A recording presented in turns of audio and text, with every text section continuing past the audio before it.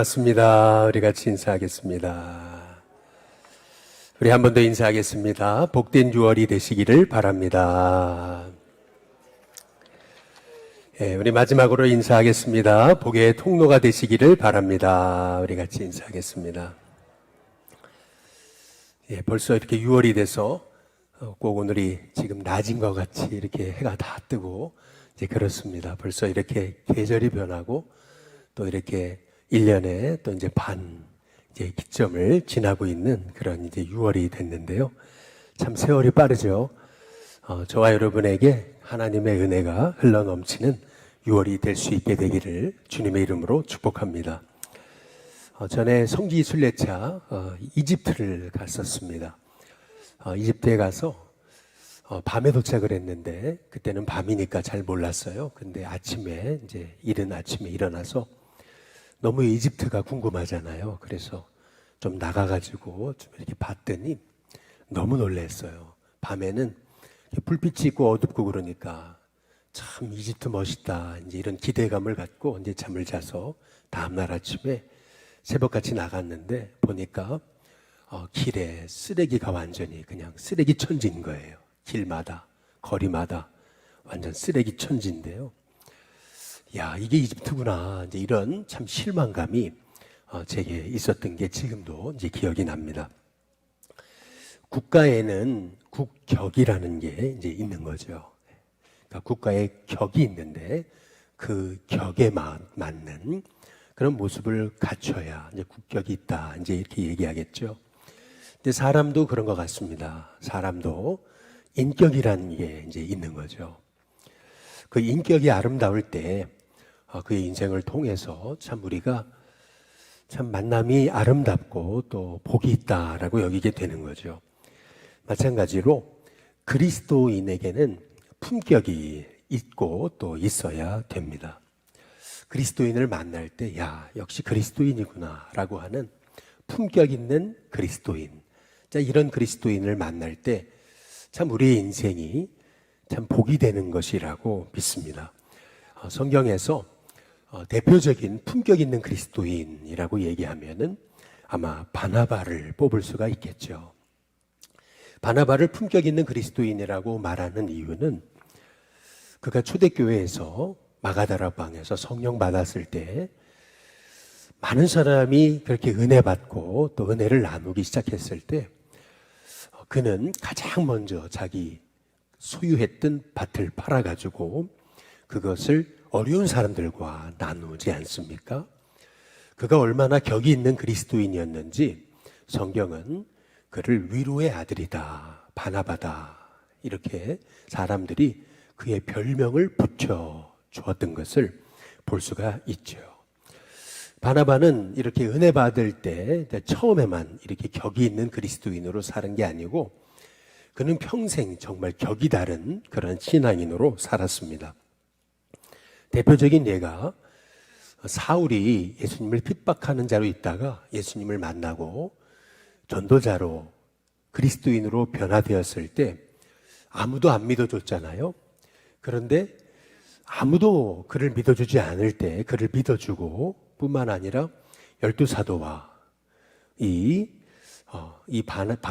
사울 사이에 연결고리, 다리 역할을 해주면서 이 사울이 설 자리를 만들어줬던 사람이 이제 바나바였던 것을 볼 수가 있는 거죠.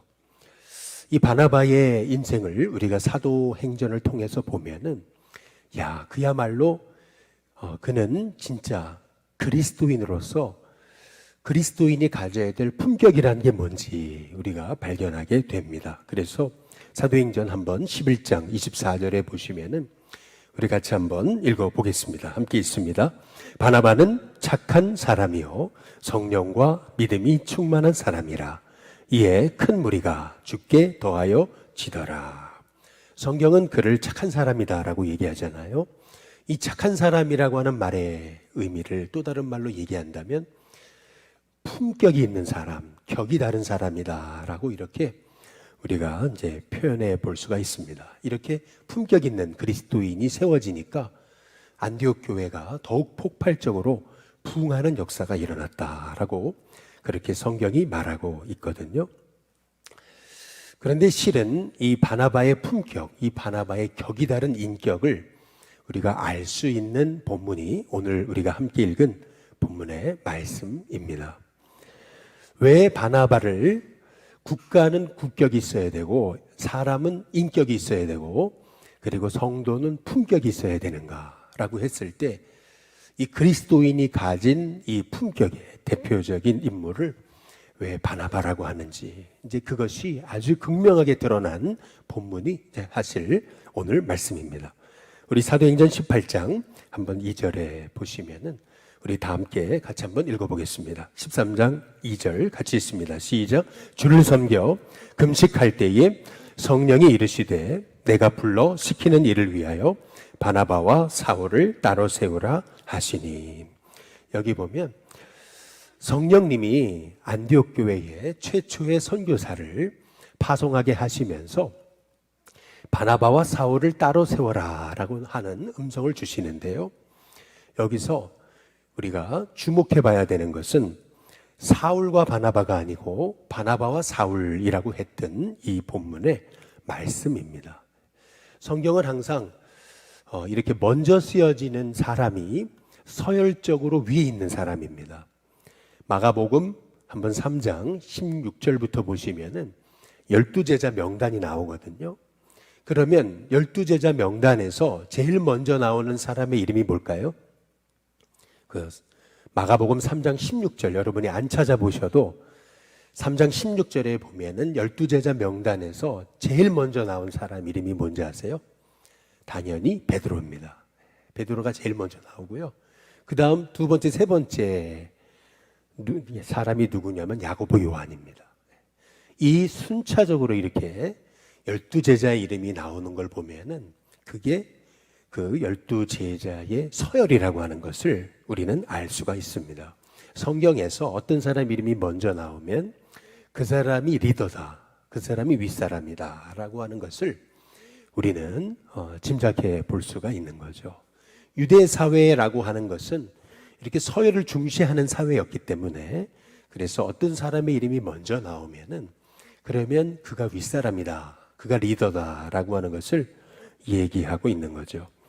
당연히 이 바나바는 안디옥 교회 담임 목사였고 또 그랬기 때문에 성령님이 그를 선교사로 파송하실 때도 이 안디옥 교회가 파송한 선교팀의 리더도 당연히 바나바였고 그것을 성령님도 인정했다라고 하는 것을 알 수가 있습니다. 우리 사도행전 13장 2절 다시 한번 PPT를 띄워줘 보시면은 성령도 말씀하시잖아요. 내가 불러 시키는 일을 위해서 바나바와 사울을 따로 세워라. 여기서 바나바라고 하는 이름이 먼저 나왔다는 것은 바나바가 선교팀의 리더, 책임자, 그러니까 1순위, 첫 번째 리더였다라고 하는 것을, 최고의 리더였다는 것을 알 수가 있는 거죠. 아니나 다를까 사도행전 13장 7절에 보시면은 이제 이 선교팀이 구브로의 수도인 바보에 갔을 때 거기에서도 이제 총독을 만나거든요. 13장 7절 우리 같이 한번 읽어보겠습니다. 함께 있습니다. 시작. 그가 총독 서기오 바울과 함께 있으니 서기오 바울은 지혜 있는 사람이라 바나바와 사울을 불러 하나님의 말씀을 듣고자 하더라. 여기도 보면 먼저 나오는 인물의 이름은 바나바입니다. 바나바와 사울이죠. 여기에서 우리가 알 수 있는 것은 지금 최초의 선교팀, 안디옥 교회 선교팀의 리더는 바나바다라고 하는 것을 성경이 말씀해 놓고 있는 겁니다. 이거 어찌 보면 당연한 일이죠. 왜냐하면 안디옥 교회를 일으켰던 사람은 바나바고 뿐만 아니라 다소에서 칩거 생활을 하고 있었던 사울을 발탁해 내가지고 그래서 안디옥 교회에 공동 목회자로 세워줬던 사람도 바나바고 그래서 어찌 보면은 사울을 바울이 되게 한 사울을 그렇게 쓰임받게 한 그러한 인물은 바나바인 거죠. 그런 의미에서 바나바는 사울의 영적 아버지 같은 사람이었던 거죠. 그래서 당연히 안디옥 교회가 파송한 이 최초의 선교팀 리더도 바나바가 된 것은 당연한 일인 거죠. 그런데 이제 이 선교팀이 선교지에 나가 보니까 이 구부로부터 시작해가지고 선교 현장에 나가 보니까 이 사울의 그 선교적 리더십이 아주 두드러지게 됐던 거죠. 바나바는 목회적 리더십이 탁월했어요. 패스토럴 리더십이 아주 탁월했죠. 사람을 잘 세우고 권면하고 양육해주고 힘을 주고 넘어진 자 일으켜 세워주고 찾아가서 신방하고 또 가가지고 이렇게 힘을 주고 하는 데는 바나바가 최고였던 거죠. 아주 목회적 리더십은 굉장히 탁월했습니다. 그러나 반면에 사울은 이러한 바나바가 가지고 있던 목회적 리더십은 조금 부족했지만 그러나 사울에게 있어서 탁월했던 것은 뭐냐면 선교적 리더십이었습니다. 미셔널 리더십이 있었던 거죠. 그래서 벌써 딱 바보에 가가지고 선교를 하는데 보니까 총독 옆에서 자칭 멘토 역할을 하는 거짓 선지자 바예수를 보면서 그를 딱 보고 영적 분별력을 가지고 분별해내는 거죠. 거짓 영이다. 딱 분별해내고서 벌써 옆에서 복음을 방해하니까요. 바울이 한마디 하잖아요. 이 마귀의 자식아, 언제까지 주의 길 굽게 하기를 그치지 않겠느냐. 그러면서요, 너가 이제 눈이 멀 것이다 선포해버리잖아요. 그랬더니 이 바예수라고 하는, 그도 그래도 마술사라는 사람이고 그도 뭐 무당이라는 사람인데 바울의 한마디에 눈이 멀어버리는 그런 역사를 일으키게 됐던 거죠. 선교 현장에 가보니까 이 사울의 이 선교적 리더십이 대단한 거예요. 더구나 뭐 성경에는 나오지 않지만은 아마도 이게 추측하는 겁니다. 물론 성령님이 주신 지혜이지만은 선교팀이 가서 선교할 때 일부러 회당에 가거든요. 그리고 뿐만 아니라 의도적으로 도시를 찾아갑니다. 의도적으로 말이죠. 소위 이 구브로의 수도인 이 바보를 찾아가고 또 당시에 이 비시디아 안디옥이라고 하는 또 도시를 일부러 찾아가거든요. 뿐만 아니라 찾아간 곳마다 이 바울은 꼭 총독을 만나고 회당장을 만나고 그 지역의 유지들을 만납니다. 그런데 이러한 이 선교적 전략, 이 전략이 누가 한 거냐라고 봤을 때 그거는 바울의 아이디어였던 것을 우리가 짐작해 볼 수가 있는 거죠. 그러니까 선교 현장에 나가 보니까 이 바울이 아주 주도적으로 선교를 이끌어가는 거예요. 근데 그가 하자고 하는 대로 이 선교의 문들이 열려지게 되는 거죠. 근데 딱 그 광경을 보게 되면서 이 바나바는요, 참 놀랍게도 뒤로 물러섭니다. 뒤로 탁 물러서고 그리고 나서 이 사울을 앞세우죠. 네가 리더다. 네가 이 공동체의 이제 리더해라. 그러면서 자기는 뒤로 딱 빠지죠.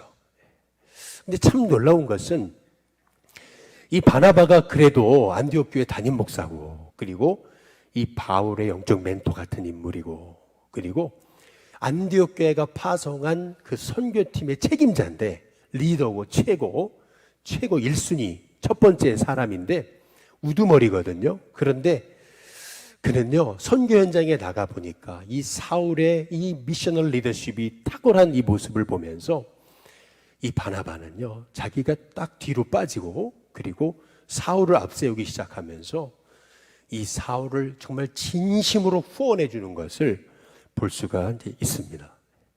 내가 담임 목사인데, 그래도 내가 여기 책임자인데, 내가 이 교회 세운 사람인데, 내가 그래도 이 선교팀을 있게 한 사람인데, 그러면서 내가 이 자리는 못 내놓는다고 이제 그러지 않았습니다. 오히려요, 이 바나바는 뒤로 물러서고 사울을 앞에 세워서 너야말로 네가 리더가 돼야 하나님의 뜻을 이룰 것이다. 그래가지고 이 바나바는 쉽게 말하면은 우리가 영화로 얘기하면은 주연의 자리에서 조연의 자리로 물러서게 되는 것을 볼 수가 있는 거죠. 1인자의 자리에서 2인자의 자리로 물러섭니다. 이 참 놀라운 거죠. 이것이 사도 바울 일행이 처음 선교를 나갔던 구브로에서 있었던 일이에요. 아예 처음부터 벌써 바나바는 딱 알아봅니다. 아, 이 사울이 이 선교팀의 리더가 돼야 주님의 복음은 온전히 전해지겠구나. 자기의 한계를 정확하게 인식하고 나는 목회적 리더십에는 탁월할지 모르지만 선교적인 리더십에는 사울이 탁월하구나 라는 것을 깨닫고 사울을 앞세우죠. 바울을 앞세웁니다.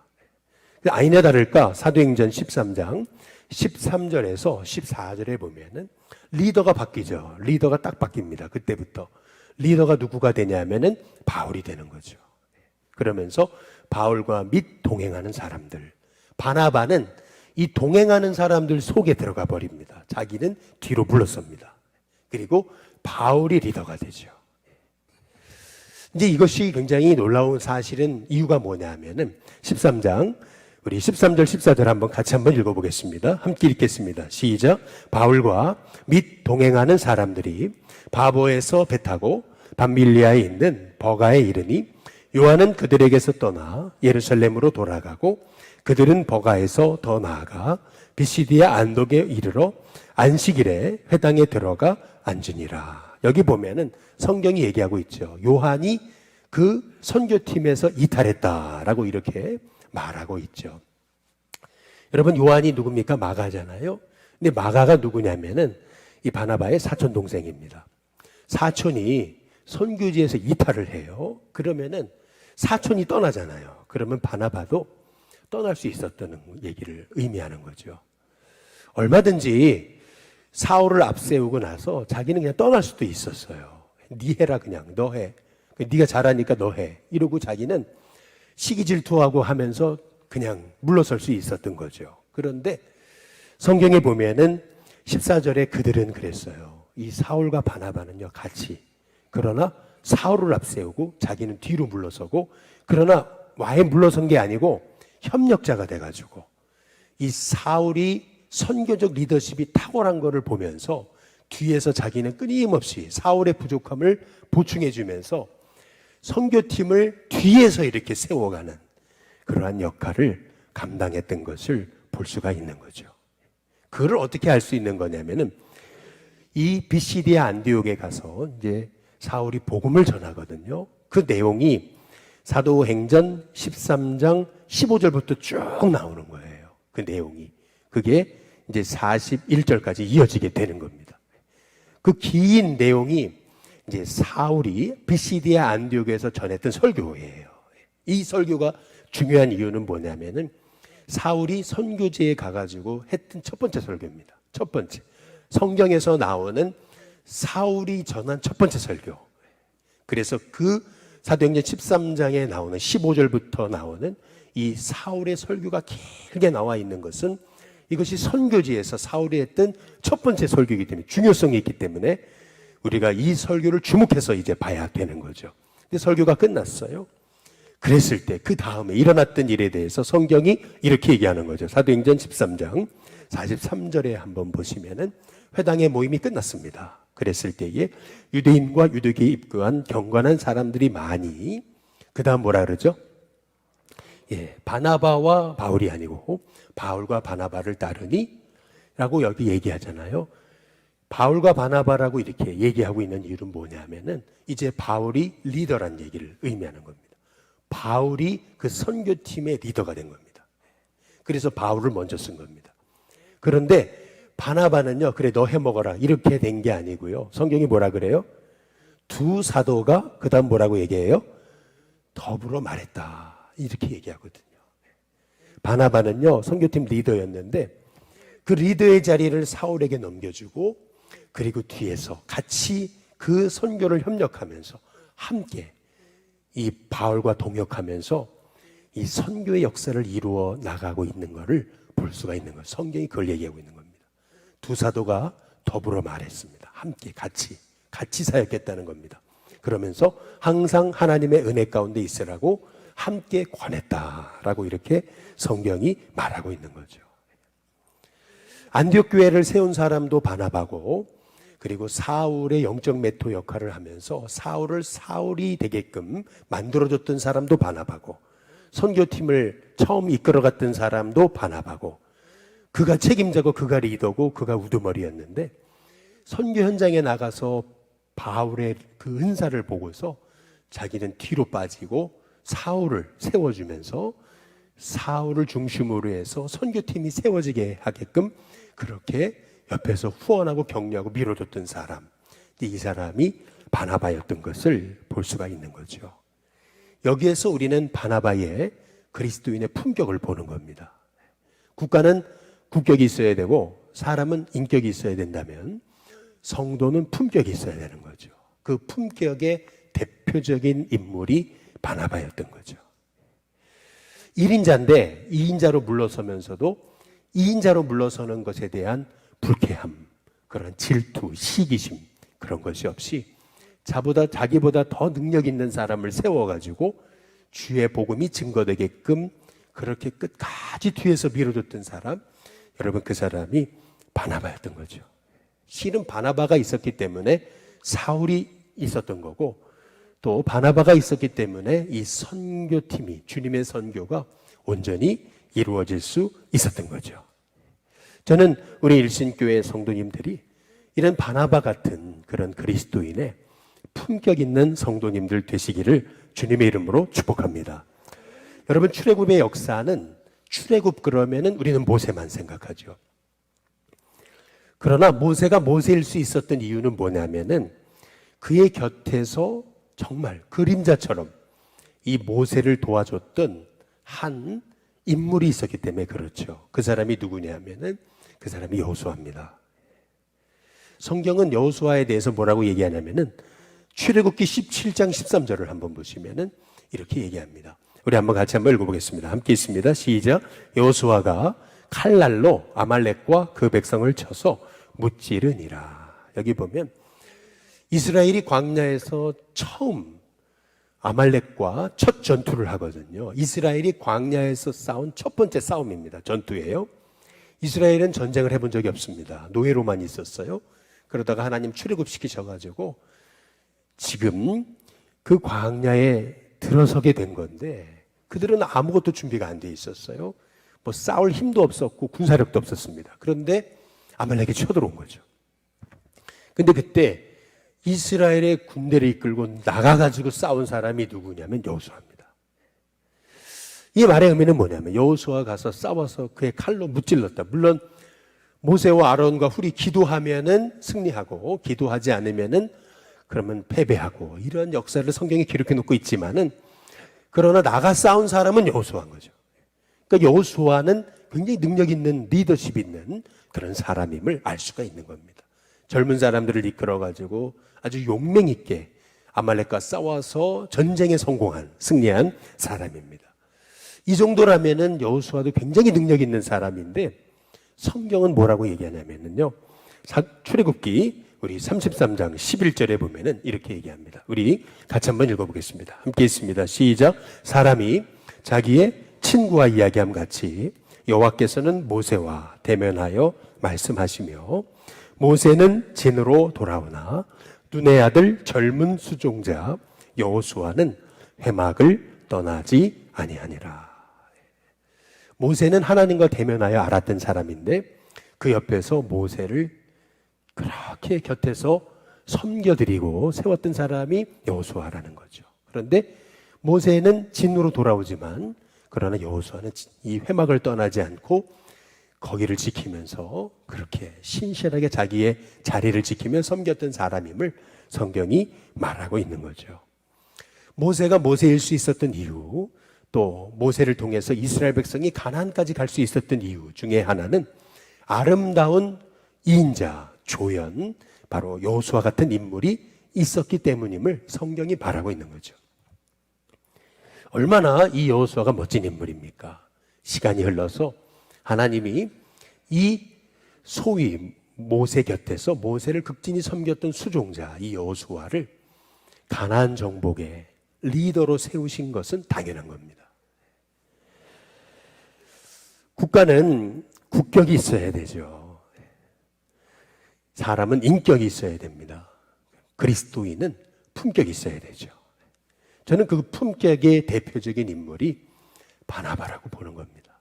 저와 여러분의 인생이 이런 바나바 같은 또 여호수아 같은 그런 품격 있는 그리스도인이 돼서 신사도행전의 역사를 써내려가는 저와 여러분이 될 수 있기를 주님의 이름으로 축복합니다. 우리 시간 같이 우리 찬양 함께 부르기를 원합니다.